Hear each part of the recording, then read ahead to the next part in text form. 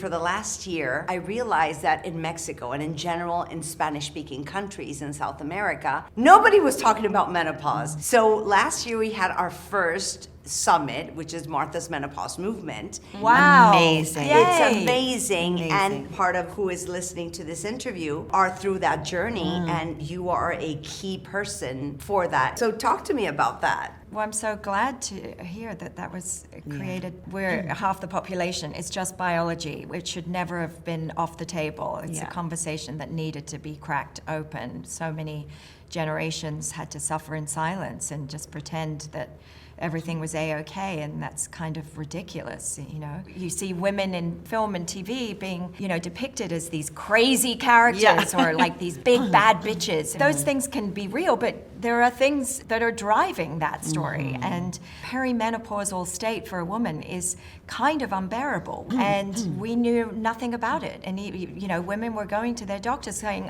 I don't know what's happening. Where am I? I've lost myself. Will I ever get myself back? And you were told to just take some antidepressants and some sleeping pills, and off you go.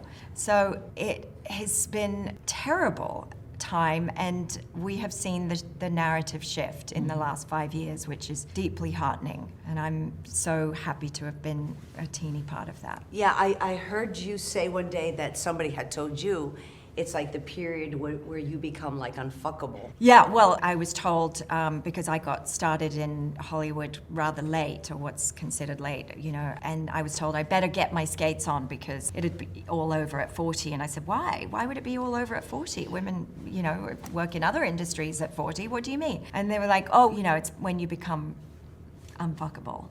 And I was like, why do you become unfuckable? Oh, I get it. Oh, because the reproductive organs are no longer in use? So that doesn't make any sense. Yeah. We're not done. We've got plenty of energy. We're very vital. And actually, the older you get, the more you know yourself, and therefore, the sexier you are.